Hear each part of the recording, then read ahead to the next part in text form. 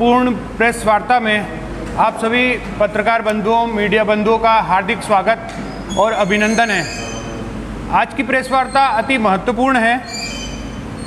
Press वार्ता शुरू करने से पहले मैं अपने साथ आए दोनों साथियों का परिचय करा दूं। मेरे बाएं ओर राजेश शर्मा जी हैं, जो रायपुर विधानसभा के एक कर्मठ कार्यकर्ता, वरिष्ठ कार्यकर्ता हैं। साथ ही मेरे दाएं ओर श्री विजय पंवार जी हैं, जो प्रदेश कार्यकारिणी सदस्य हैं और ऋषिकेश में काम कर रहे हैं। साथियों, बड़ा दुखद है कि उत्तराखंड में पिछले 3 दिन 17, 18 और 19 अक्टूबर को आपदा आई और उसमें हमारे लगभग 4 दर्जन 46-47 से अधिक लोग उनको जान गंवानी पड़ी। साथियों, इस आपदा का रेड अलर्ट पहले से जारी हो गया था कि 17, 18 और 19 तारीख को उत्तराखंड में भारी बारिश होगी। उसका रेड अलर्ट पहले से जारी हो चुका था, लेकिन रेड अलर्ट जारी होने के बावजूद भी उत्तराखंड की निकम्मी नाकारा सरकार सोती रही। अधिकारी कहां गायब थे, किसी को नहीं पता। पक्ष विपक्ष के नेता लोग मर रहे थे, वो चाय की चुस्कियां ले रहे थे, हंसी ठट्टा कर रहे थे और इस दल में जाएंगे कि उस दल में जाएंगे, ये चर्चा चल रही थी। जिनकी जिम्मेदारी थी उत्तराखंड के लोगों को बचाने की, वो हंसी ठट्टे में व्यस्त थे। साथियों, जब केदारनाथ आपदा आई थी तब भी यही हश्र हुआ था। पहले से अलर्ट जारी होने के बावजूद केदारनाथ आपदा आई और ये सब कुछ हुआ, और अब फिर वही हालात हुए। पहले से रेड अलर्ट जारी मौसम विभाग ने कर दिया था कि 17, 18 और 19 अक्टूबर को उत्तराखंड में भारी से अति भारी बारिश हो सकती है।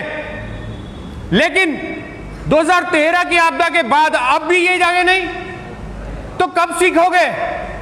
ये सरकारें कब सीखेंगी कि भाई जब रेड अलर्ट जारी होता है, तो पहले भी जब हमारे साथ ऐसी घटनाएं घटित हो चुकी हैं जिसमें हमारे लोग हताहत हुए, जिनकी जान गई, घर गए, मकान गए, पशु गए, सब कुछ गए, तो क्या अब सरकारों को समय से पहले नहीं चेतना चाहिए था?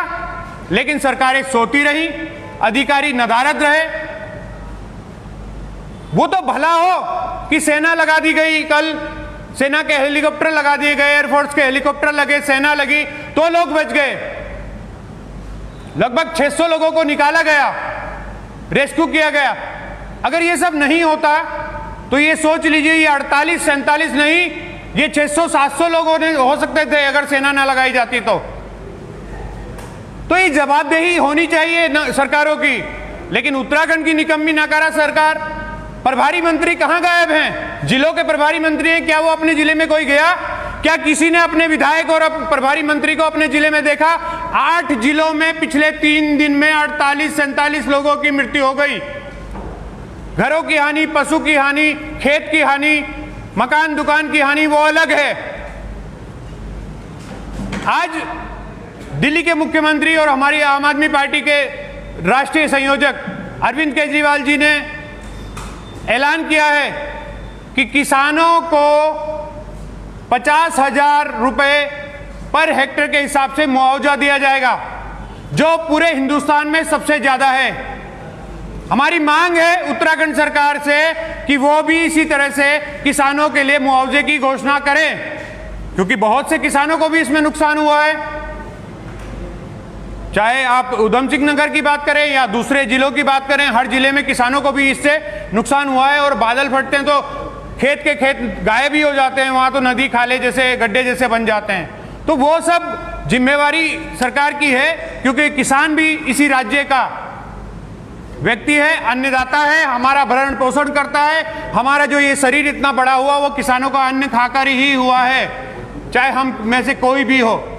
तो किसानों के लिए सरकार को सोचना चाहिए और सरकार को समय रहते घोषणा करनी चाहिए। अरविंद केजरीवाल जी ने जिस प्रकार से घोषणा की है, सिर्फ उसी प्रकार से 50,000 रुपये प्रति हेक्टेयर किसानों को मुआवजे की घोषणा दिल्ली में की गई, जो पूरे देश में सबसे अधिक है। हमारी मांग है बीजेपी सरकार से कि वो भी यहां पर घोषणा करे, क्योंकि आपदा में बहुत से किसानों का बहुत नुकसान हुआ है।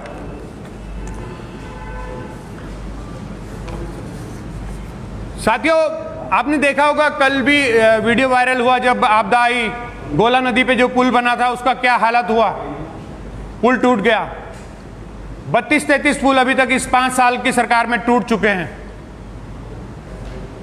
11 से अधिक सड़कें अकेले नैनीताल में बिल्कुल खत्म हो गई। परसों रात को ही नैनीताल का जो संपर्क था वो पूरे देश से टूट गया था। 3 नेशनल हाईवे सहित 11 सड़कें। ऐसे ही हाल पिथौरागढ़ में रहे, अल्मोड़ा में रहे, दूसरे जिलों में रहे। 8 जिलों में 47-48 लोग मृत्यु को प्राप्त करते हैं, मृत्यु हो जाती है उनकी इस आपदा में। जबकि रेड अलर्ट पहले से जारी था, तो सरकारें कहां सो रही थी? सरकार कहां थी? मंत्री कहां थे? अधिकारी कहां थे? जिम्मेदारी किसकी है? क्या कोई जिम्मेदार नहीं है? मेरा परिवार, आपका परिवार, पत्रकार बंधुओं, अगर आपके परिवार में कुछ हो जाता है, कुछ बात होती है, कुछ काम होता है, तो कोई ना कोई जिम्मेदार तो होता है ना। वो जिम्मेदारी लेता है कि हाँ, ये जिम्मेदारी मैं लेता हूं, ये काम ऐसे होगा। लेकिन यहां उत्तराखंड में तो कोई जिम्मेदारी लेने को तैयार नहीं है, गायब है। किस लिए उत्तराखंड सरकार ने प्रभारी मंत्री बनाए हैं जिलों के? कब जाएंगे वो जिले में? क्या चुनाव में जाएंगे या दल बदल में ही मशगूल रहेंगे? बड़े दुख और शर्म की बात है जिस प्रकार से हमारे लोग लगातार मर रहे हैं और सरकारें, कहा जाए तो मजा ले रहे हैं। बड़े शर्म की बात है, दुख के साथ कह रहा हूं उन शब्दों को।